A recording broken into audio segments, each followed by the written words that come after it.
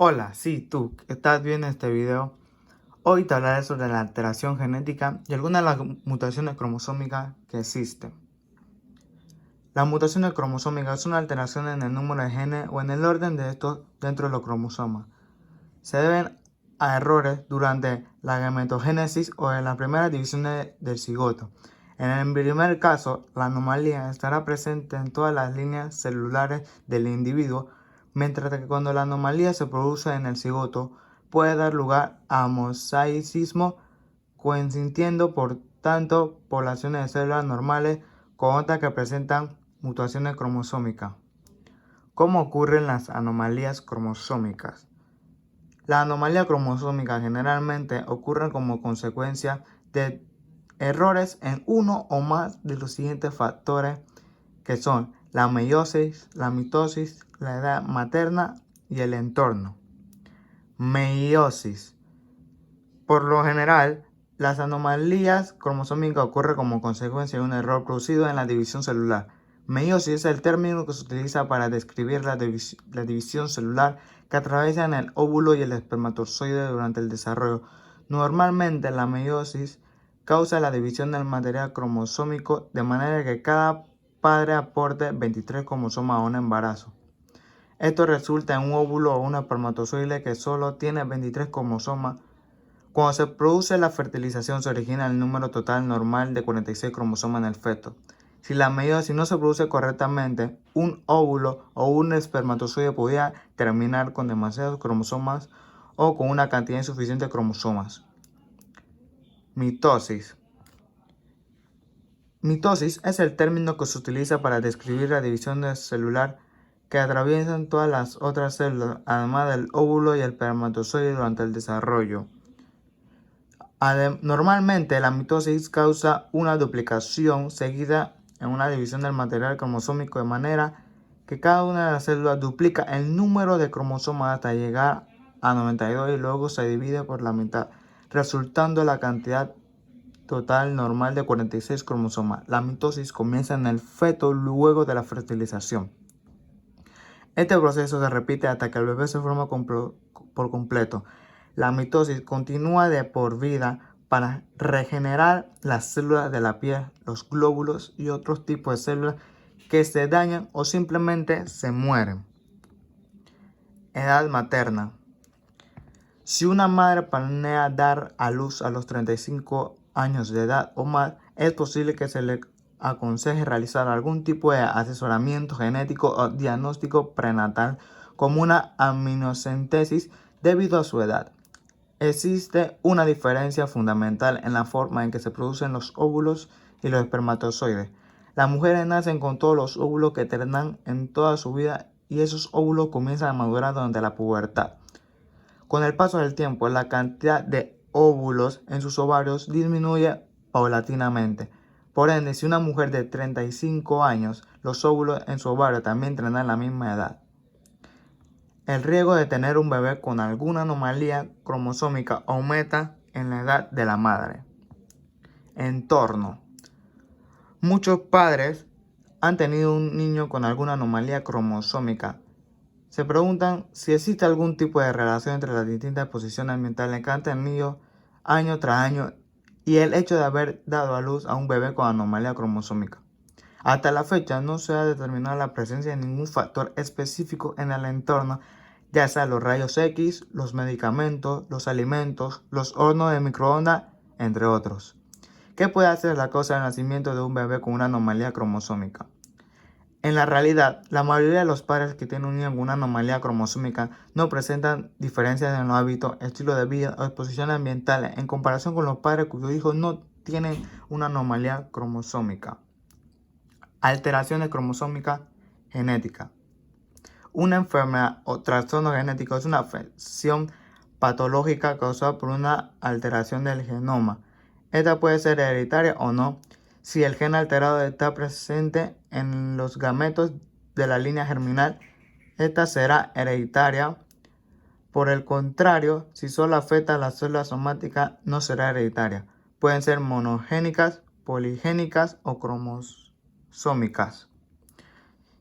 Algún ejemplo es síndrome de Engel.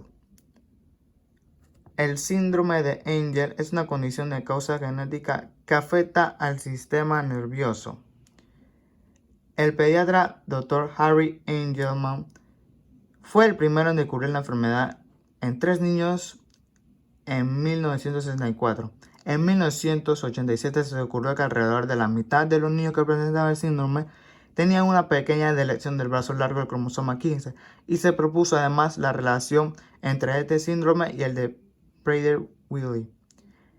El síndrome de Angelman no suele reconocer en los bebés recién nacidos, debido a que los problemas de desarrollo que ocasiona esta enfermedad no son específicos durante el periodo en torno a los 6 o 12 meses de edad, cuando se produce un retraso en el desarrollo del niño, aunque no hay una pérdida evidente de habilidades por parte del afectado.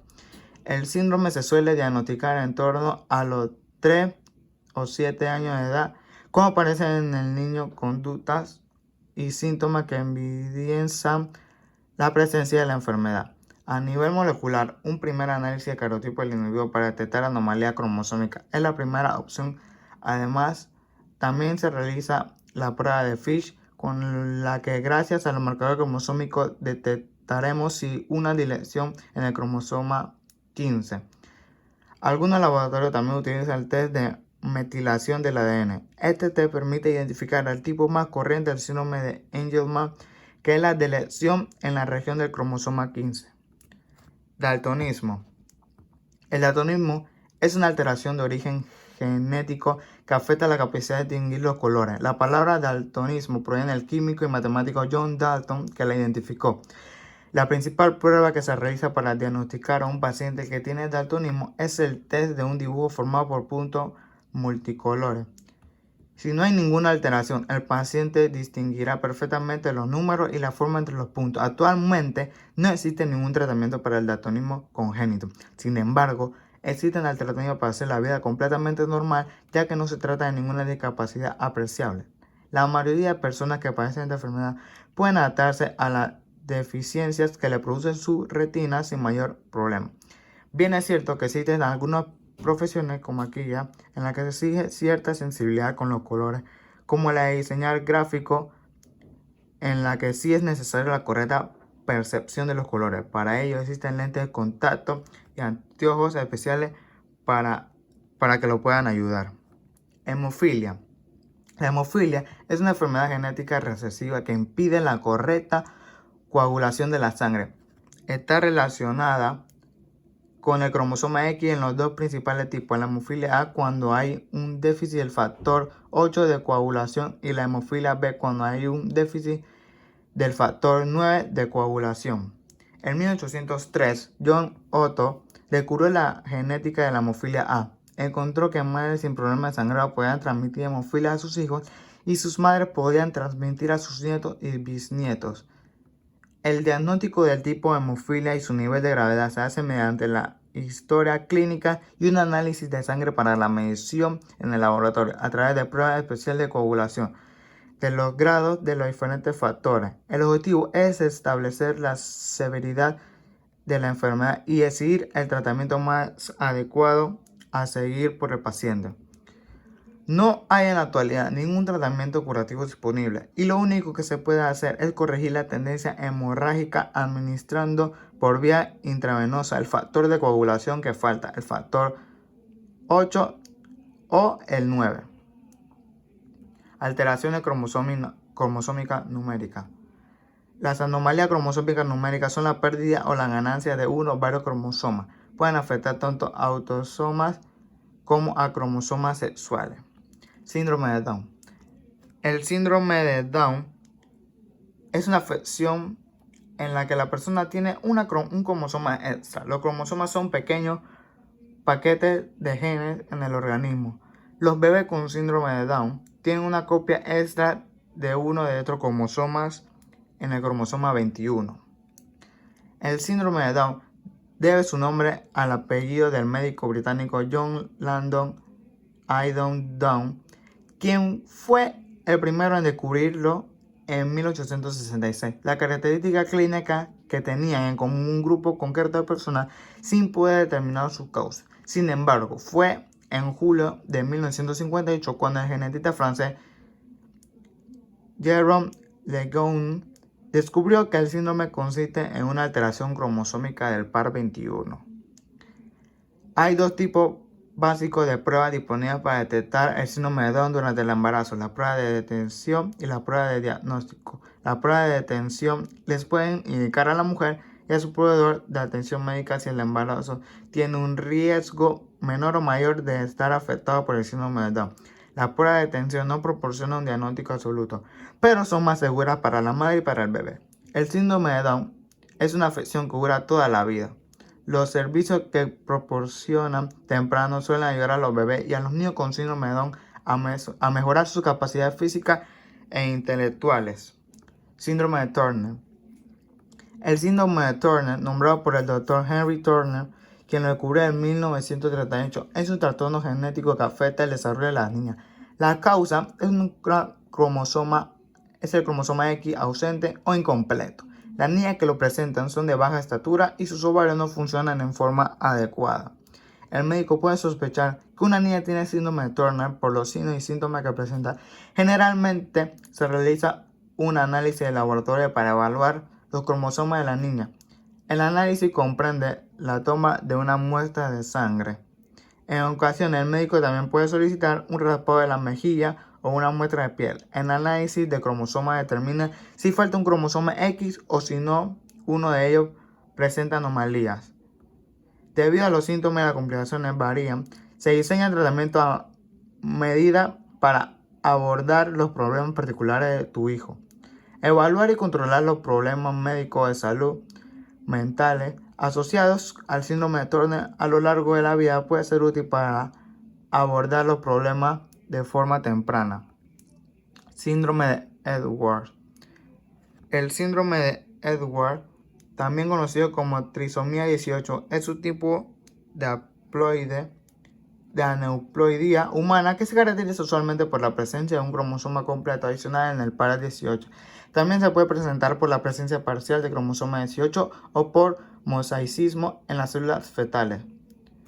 Fue originalmente descrita por John Edwards en la Universidad de Wisconsin, cuyos resultados fueron publicados y registrados en la literatura pediátrica y genética en el año 1960.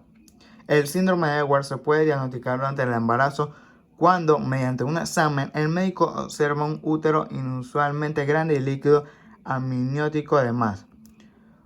Por otro lado, también puede diagnosticarse cuando el niño nace, ya que puede que la placenta sea inusualmente pequeña. No existe ningún tipo de tratamiento específico para el síndrome de Edwards o trisomía 18. Los tratamientos que se utilicen dependerán de cada caso y serán indicados por el pediatra. Los médicos y especialistas recomiendan a los padres que tienen un hijo con el síndrome de Edwards que quieran tener más hijos que se realicen pruebas genéticas como medida de prevención. Alteraciones cromosómicas estructurales. La anomalía cromosómica estructural se altera de alteraciones en la estructura de los cromosomas. Síndrome de Cri-du-Chat o mollido de gato. Es un grupo de síntomas que resultan de la falta de una parte del cromosoma número 5. El nombre del síndrome se debe al llanto de tono agudo del bebé que suena como si fuera un gato. El síndrome del Cri-du-Chat fue descrito por primera vez en el año 1963 por el Dr. John Lejeune. La peculiaridad del llanto del bebé es el factor clave que permite al médico diagnosticar esta enfermedad. Además, realizará diversos análisis y pruebas del diagnóstico por imagen para reconocer el estado general del niño. Para corregir los síntomas en la actualidad, se utilizan diversas técnicas y ejercicios que realizados de forma diaria logran mejorar el estado del paciente. Por ejemplo, la técnica de estimulación precoz consigue aumentar el nivel intelectual del niño. El tratamiento aspira a que el niño sea mínimamente independiente y aumente también su capacidad para comunicarse. Los niños con este síndrome tienen un gran interés por la interacción social y son muy afectivos. Es posible que su mayor dificultad sea su incapacidad para hablar. Síndrome de Prader-Willi. Prader-Willi. El síndrome de Prader-Willi es un trastorno genético poco común. Provoca disminución de la fuerza muscular, bajos niveles de hormonas sexuales y una sensación constante de hambre. La parte del cerebro que controla la saciedad o el hambre no funciona como debe en la persona con este síndrome. Fue descrita en el año 1956 por los doctores suizos Andrea Prader, Alexis Lahar y Heinrich Willi en 9 pacientes que presentaban un cuadro clínico de obesidad, talla baja, clitorquidia y alteraciones en el aprendizaje tras una etapa de hipotonía muscular. Los médicos suelen sospechar del síndrome de Prader-Willi. Según los signos y síntomas, casi siempre se puede realizar un diagnóstico definitivo con un análisis de sangre. Este análisis genético puede identificar anomalías en los cromosomas de tu hijo que indican el síndrome de Prader-Willi. Si bien los tratamientos específicos varían según los síntomas, la mayoría de los niños que padecen el síndrome de Prader-Willi necesitarán una buena nutrición para los lactantes, tratamiento con hormona de crecimiento humano, tratamiento con hormona sexual, control de peso, tratamiento de las alteraciones del sueño, varias terapias, control del comportamiento, cuidado de la salud mental y otros tratamientos. Síndrome de Wolff-Kirschhoff o de lección. El síndrome de lección DS es una anomalía cromosómica que causa un cuadro clínico con malformaciones congénitas cuyos rasgos característicos incluyen defectos cardíacos, anomalías del paladar, dimorfismo facial, retraso en el desarrollo e inmunodeficiencia. Este síndrome fue descrito por primera vez en 1961 por los estadounidenses Herbert Cooper y Kurt Kirchhoff y posteriormente ganó la atención de todo el mundo por la publicación del alemán Worship Wolff y Hirschhorn y sus compañeros de trabajo. El diagnóstico del síndrome de Wolff-Hirschhorn se sospecha con las señales y síntomas característicos como los hallados faciales, retraso del crecimiento, retraso del desarrollo, discapacidad intelectual y convulsiones, y se confirma por la detección de una lesión del síndrome en la región responsable por el WHS en el cromosoma 4. Todavía no existe cura para el síndrome de Wolff-Hirschhorn. El tratamiento se dirige a los síntomas que se presentan. ¿Cómo se puede evitar una alteración cromosómica? Alguna forma que se puede utilizar para evitar alteraciones cromosómicas son evitar la exposición a sustancias químicas tóxicas, extremando el cumplimiento de las normas de prevención laboral. En los embarazos a partir de 35 a 40 años hay un mayor riesgo de anomalía cromosómica. Por tanto, planificar el embarazo en edades más tempranas contribuye a la prevención de esta anomalía. Las parejas con antecedentes de anomalía congénita deberían tener asesoramiento genético, evitar la exposición a radiaciones ionizantes durante el embarazo que pueden suponer un riesgo para el feto. El uso racional de medicamentos puede, tanto en mujeres en edad fértil como durante el embarazo, contribuir a la prevención de la anomalía congénita, debiendo ser prescrita la medicación necesaria por el médico y no automedicarse bajo ningún concepto.